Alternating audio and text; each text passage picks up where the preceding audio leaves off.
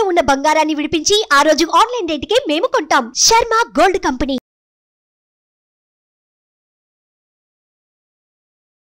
నమస్తే, welcome to Suman TV. నేను మీ యామిని. ప్రస్తుతం మనతో ఉన్నారు ప్రముఖ ఆధ్యాత్మికవేత్త, ప్రముఖ జ్యోతిష వాస్తు పండితులు డాక్టర్ గుండపూడి శివసుధీర్ శర్మ గారు ఉన్నారు. గురుగారితో మనం మాట్లాడదాం. నమస్కారం గురుగారు. శ్రీమాత్రే నమః, శ్రీ గురుభ్యో నమః. గురుగారు, ఇప్పుడు చదువుకొని ఉద్యోగం లేని వాళ్ళు చాలా మంది ఉన్నారండి. ఇప్పుడు మనకి నచ్చిన ఉద్యోగం రావాలి అంటే ప్రైవేట్ కానీ గవర్నమెంట్కి సంబంధించి వీళ్ళకి సంబంధించిన పరిహారం కానీ మంత్రం కానీ ఉన్నాయండి? తప్పనిసరిగా అమ్మా, అర్హత ఉన్న ప్రతి ఒక్కరికి ఉద్యోగం రావాలి. ఇది అసలు మన ధర్మం, అవునా? అర్హత లేని వాళ్ళు అందరాలు ఎక్కుతున్నారు, అన్నీ ఉన్నవాళ్ళు అతపాతాళానికి వెళ్తున్న వాళ్ళు చాలామంది ఉన్నారు. ఇది ధర్మం కాదు. ఓ మాట చెప్పాలంటే, ఇక్కడ చూడండి, మనం వీసా ఇంటర్వ్యూకి వెళ్తుంటారు చాలామంది. అమెరికాకు వెళ్ళినప్పుడు అక్కడ ఎక్కువ చదువుకున్న వాళ్ళని వాళ్ళు వీసా ఇవ్వరు. చాలా తక్కువ సార్లు, ఎవరికో అదృష్టవంతులు కొంతమందికి మాత్రమే వస్తుంటుంది. ఎక్కువ చదువుకొని ఎక్కువ డిగ్రీలు సంపాదించి ఇట్లా ఉన్న వాళ్ళకి ఏదో విజిటింగ్ వీసాలు ఇట్లాంటివి వస్తాయి, కానీ అక్కడ ఏదో వర్క్ వీసా అంటాం కదా, ఆ వర్క్ వీసాలు రావు అక్కడ చాలామందికి. ఎందుకు అంటే, ఏదైతే విద్య ఉందో ఆ విద్య వాడి దేశానికి ఉపయోగపడాలి. అది అది అమెరికా కావచ్చు, ఏదైనా కావచ్చు. చాలామంది తెలివిమంతుల్ని మన వాళ్ళని తీసుకొని వెళ్తున్నారని చెప్తున్నారు, కానీ అక్కడికి వెళ్ళిన తర్వాత తెలివి మీరుతున్నారు మన వాళ్ళు చాలా వరకు. అక్కడికి వెళ్ళేందుకు చాలా తాపత్రయపడుతుంటారు. కానీ నిజంగా మంచి విద్యావంతులు ఎవరైతే ఉన్నారో, కొన్ని బాగా ఎక్కువ చదువుకొని పీజీలు చేసి డిగ్రీలు ఎక్కువ సంపాదించుకున్న వాళ్ళకి చాలా తక్కువ మందికి వీసాలు వస్తూ ఉంటాయి. దాని అర్థం ఏంటి? మన దేశ విద్య మన దేశాభివృద్ధికి, ఉన్నతాభివృద్ధికి తోడ్పడాలి అనేటువంటిది అసలు ధర్మం కూడా మనకి. ఇప్పుడు కొంతమంది ఉంటారు, పూర్వకాలంలో డిగ్రీ చేస్తే మంచి ఉద్యోగాలు వచ్చాయి. అప్పట్లో డిగ్రీ అంటే బ్యాంక్ జాబ్, అంతే, గ్యారంటీ వచ్చే బ్యాంక్ జాబ్ వచ్చేసేది. కానీ ఇప్పుడు మాస్టర్స్ చేసి అది చేసి ఇది చేసినా కూడా చాలామంది ఉద్యోగాలు లేక 15,000కి 20,000 రూపాయలకి ఉద్యోగాలు చేస్తున్నటువంటి వ్యక్తులు కూడా చాలామంది ఉన్నారు. అంతేకాకుండా వాడి అదృష్టం ఎక్కడో ఒకటి దొరుకుతుంది, డిగ్రీ చేసినా కూడా మంచి స్థాయిలో ఉంటున్నాడు. చదువుకున్న వాడేమో కింద ఉంటున్నాడు, చదువుకొని వాడేమో నిజంగా చూడండి, ఒక అవివేకికి ఉన్నత స్థానం వచ్చినా పర్లేదు, కానీ వివేకం కలిగినటువంటి వాడు కింద ఉండడం మాత్రం కరెక్ట్ కాదు కదా. అవివేకి చేతికి అధికారం ఇస్తే ఏమవుతుంది? మొత్తం నాశనం అవుతుంది. వివేకం కలిగినటువంటి వాడు, విద్యావంతులు మాత్రం కింద పడి ఉంటే ఏం ఉపయోగం ఉంటుంది చెప్పండి? ఇక్కడ అహంకారం చంపుకోలేము. నేను ఇంత డిగ్రీ చేశాను, ఇన్ని పీజీలు చేశాను, నాకు ఉద్యోగం రాలేదు, చిన్న చిన్న ఉద్యోగాలు చేసుకోవడానికి అహంకారం చంపుకోలేము, మనసు ఒప్పుకోదు. అంటే ఇంత కష్టపడి చదువుకున్నది ఈ ఉద్యోగం చేయడానికి అనేటువంటి ఒక ఆలోచన ఉంటుంది. తర్వాత ఏమీ చదువుకున్నవాడు మనకంటే బాస్ అంటే కూడా మనకు బాధేస్తుంది, గ్యారెంటీ, అంతే కదా. ఏం చదువుకున్నవాడు బాస్ అయ్యి అని చదువుకున్నవాడు అసిస్టెంట్ అంటే అలానే. ఇప్పుడు నిజంగానే అలానే ఉన్నాయి పరిస్థితులు కూడా ఎక్కువగా చాలామందికి. దీంట్లో ఇంకోటి ఏంటంటే ప్రభుత్వ ఉద్యోగం అనేది తప్పనిసరిగా వారి జాతకం ప్రకారం 100% వారి జాతకంలో రవి బుధులు యోగం ఉంటేనే దాన్ని బుధాదిత్య యోగం అంటాం మనం. రవి బుధులు కలిసి ఉండడం కానీ, శుభస్థానాల్లో దృష్టి కలిగి ఉండడం కానీ, లగ్నం మీద కానీ రాశి మీద కానీ ఏదైతే ఉంటుందో అప్పుడు మాత్రమే వీళ్ళకి ప్రభుత్వపరమైనటువంటి ఉద్యోగాలు వస్తాయి. కొంతమందికి వేరే స్థానాల్లో ఉంటాయి, రవి బుధులు కలిసి ఉంటాయి, కానీ అంత ఉన్నతమైనటువంటి స్థానం కాకపోయినా గవర్నమెంట్ రిలేటెడ్, అంటే గవర్నమెంట్కి సంబంధించినటువంటి ఉద్యోగాల్లో ఎక్కడో చోట, అంటే కాంట్రాక్ట్ బేస్లోనో లేదంటే ఈ అవుట్సోర్సింగ్లోనో ఇట్లాంటి వాటిలో ఏదో చిన్న చిన్న ఉద్యోగాలు చేస్తుంటారు. అది గవర్నమెంట్ అని అనుకోవటమే కానీ పర్మనెంట్ కావాలి. ప్రభుత్వానికి సంబంధించినటువంటి సంస్థలు మాత్రమే, ప్రభుత్వం అయితే కాదు. అది నడుపుతుంది ప్రభుత్వమే, శాలరీస్ వచ్చేది వీళ్ళ దగ్గర నుంచి, కానీ అది పర్మనెంట్ శాశ్వతమైనటువంటి ఉద్యోగం కాదు. ఇలా చేసేవాళ్ళు కొంతమంది ఉన్నారు. ఇట్లా అంటే రవి బుధుల ప్రభావం ఏదైతే ఉంటుందో తక్కువగా ఉంటేనేమో వాటి పరమైనటువంటి సంబంధమైనటువంటి సంస్థలు ఉద్యోగాలు చేస్తుంటారు. నిజంగా బుధాదిత్య యోగం ఉంటే ప్రభుత్వ ఉద్యోగాలలో కూడా ఉన్నతమైనటువంటి స్థానంలో ఉంటారు రవి బుధుల కలయిక వల్ల. దాన్నే బుధ ఆదిత్య యోగం అంటాం. రవి బుధుడు ఇద్దరు కలిసి ఉంటాయి. అలా కాదు, ఈ సాఫ్ట్వేర్ ఇట్లాంటి వాటిలో కూడా చిన్న చిన్న ఉద్యోగాలు చేసేవాడు చాలా మంది ఉన్నారు. ఇప్పుడు అంత చదువుకొని కూడా బిజినెస్ చేస్తున్నారు, చిన్న చిన్న ఉద్యోగాలమ్మ. అంటే ఓ మాట చెప్పాలంటే, ఇప్పుడు మనం రోడ్డు మీద కనబడే ఈ టిఫిన్ సెంటర్స్ ఉంటాయి చూడండి, అవును. అవి కూడా బీటెక్ చేసి ఎంటెక్ చేసిన వాళ్ళు చాలా మంది ఉన్నారు. అవును. అలా చేస్తున్న వాళ్ళు కూడా చిన్న చిన్న వ్యాపారాలు కూడా, ఉమ్. అంటే ఏదో ఒకటి పుట్టగడవాలి, ఒకళ్ళ మీద ఆధారపడకుండా మనంతలో మనం సంపాదించుకోవచ్చు అనే ఒక నిర్ణయంతో కూడా కొంతమంది బయటికి వెళ్ళి చేస్తున్నారు. చిన్న చిన్న ఇడ్లీ బండ్లు, ఉమ్. ఇట్లా చదువుకున్న వాళ్ళు చాలా మంది ఉన్నారు, రోడ్ల మీద అవును. చిన్న చిన్న పనులు చేసుకునేవాళ్ళు.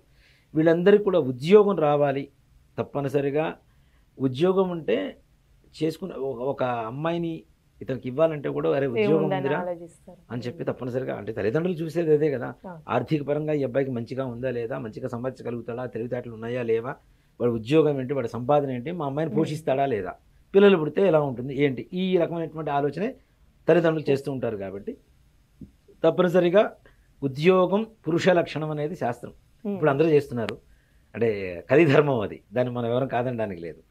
కానీ ఉద్యోగం అనేది తప్పనిసరిగా, అంటే సంపాదన లేకుండా మగవాడి ఇంట్లో ఉంటే మగవాడికి విలువ లేదు, అంతే కదా. అంతే.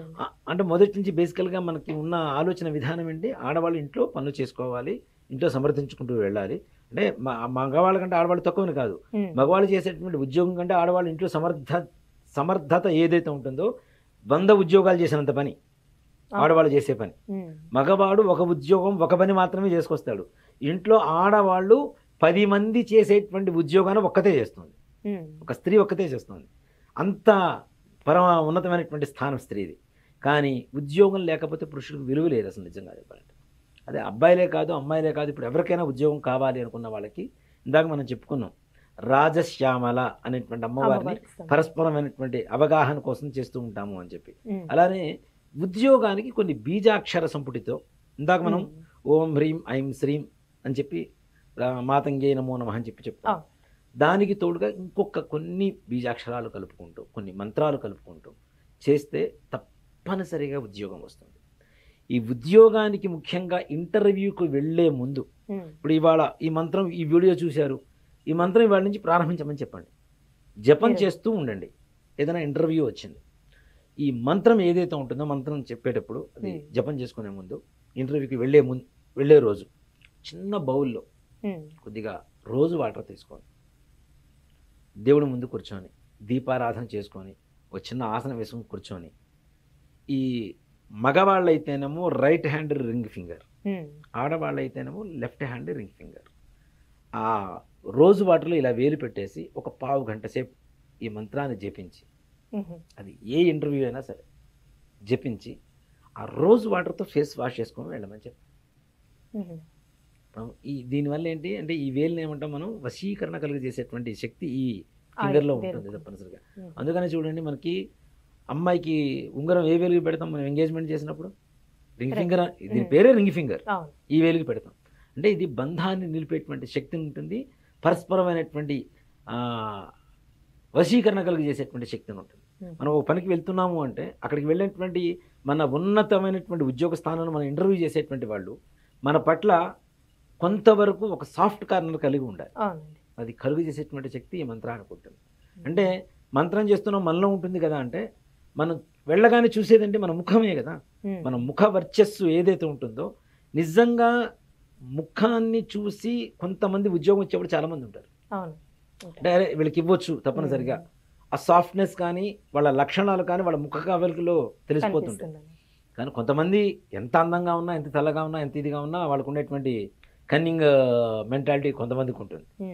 కాబట్టి అలాంటి ఉద్యోగానికి వెళ్ళేటప్పుడు ఈ మంత్రాన్ని చదువుకొని ముందుగా జపం చేస్తూ ఉండాలి. ఆ ఒక్కరోజే జపం చేస్తాను, నేను ఫేస్ వాష్ చేసుకుని వెళ్ళిపోతాను, ఆ ఉద్యోగం కొన్ని రోజుల ముందు నుంచే, ఈ వీడియో చూసినప్పటి నుంచి ప్రారంభించుకోమని చెప్పండి. ఉద్యోగం వచ్చింది వదిలేయద్దు, ఉద్యోగం వచ్చిన తర్వాత కూడా ఈ మంత్రాన్ని చక్కగా ఇచ్చేసుకోవచ్చు. పెళ్లి చూపులకు వెళ్ళేటప్పుడు కానీ, ఉద్యోగానికి ఇంటర్వ్యూకి వెళ్ళేటప్పుడు కానీ, ఏదైనా ఉన్నతమైనటువంటి అధికారుల్ని కలవడానికి వెళ్ళేటప్పుడు కానీ, ప్రమోషన్స్ కోసం కానీ, మన అనుకున్న పని అవ్వాలి, ఏ పనైనా సరే. అంటే అమ్మవారు ఇందాక చెప్పుకున్నాం కదా, అమ్మవారు అంటే సంపూర్ణమైనటువంటి వశీకరణ కలుగు చేస్తుంది. ఆ టైంకి ఆటోమేటిక్గా సంతకం పెట్టాల్సింది ఎవరైనా. అంత గొప్ప శక్తి కలిగినటువంటి అమ్మవారు రాజశ్యామల. రాజా అంటేనేంటి కింగ్, శ్యామలము అంటే పచ్చదనం, అవునా? అంటే ఒక ఉన్నతమైనటువంటి స్థానాన్ని, ఉద్యోగాన్ని ఇవ్వగలిగినటువంటి శక్తి అమ్మవారికి ఉంటుంది. ఈ అమ్మవారి మంత్రం కూడా ఏంటంటే ఓం హ్రీం ఐం శ్రీం నమో భగవతి రాజమాతంగ్యై నమో నమః. రాజమాతంగి, ఇందాక మాతంగి అని చెప్పుకున్నాం, ఇప్పుడు అది కేవలం వివాహాల కోసం వాటి కోసం. ఇక్కడ ఉద్యోగం కోసం కాబట్టి రాజమాతంగ్యై నమో నమః. ఓం హ్రీం ఐం శ్రీం నమో భగవతే రాజమాతంగ్యై నమో నమః. ఈ మంత్రాన్ని ప్రతినిత్యం ఒక 108 సార్లు జపం చేసుకోవడం. ఇంటర్వ్యూకి వెళ్ళే ముందు బౌల్లో రోజు వాటర్ తీసుకొని ఈ ఫింగర్ని దాంట్లో పెట్టేసి మంత్ర జపం చేసి ఆ రోజు వాటర్తో ఫేస్ వాష్ చేసుకొని వెళ్ళిపోతే, ఆ ఫేస్ వాష్ చేసుకున్న తర్వాత మరలా సోప్ పెట్టడం ఇట్లాంటివి చేయకూడదు, అంతే కదా. కాబట్టి ఫేస్ వాష్ చేసుకొని చక్కగా తుడుచుకొని బొట్టు పెట్టుకొని వెళ్ళమని చెప్పండి. 100% విజయం తప్పనిసరిగా. చాలా అంటే ఇది ఒక మంత్రం. ఈ మంత్రం ద్వారా ఎలాంటి వ్యక్తినైనా సరే మనం ఆకట్టుకునేటువంటి స్థితి కలుగుతుంది. వశీకరణం అంటే ఆకట్టుకోవటం. వశీకరణం అంటే కంప్లీట్గా నా కంట్రోల్లో పెట్టేస్తాను, ఆడు అంటే ఆడు. ఆ సమయానికి నీకేం కావాలి దానికోసం వెళ్తున్నావు కాబట్టి ఆ పని జరగడానికి మంచిగా ఉపయోగపడుతుంది. చాలా చక్కగా తెలియజేస్తారండి. శ్రీమాత్రే నమః. శ్రీ గురుభ్యో నమః. సుమన్ టీవీలో మీ పర్సనల్ అండ్ బిజినెస్ ప్రమోషన్స్ కోసం కింది నెంబర్కి కాంటాక్ట్ చేయండి.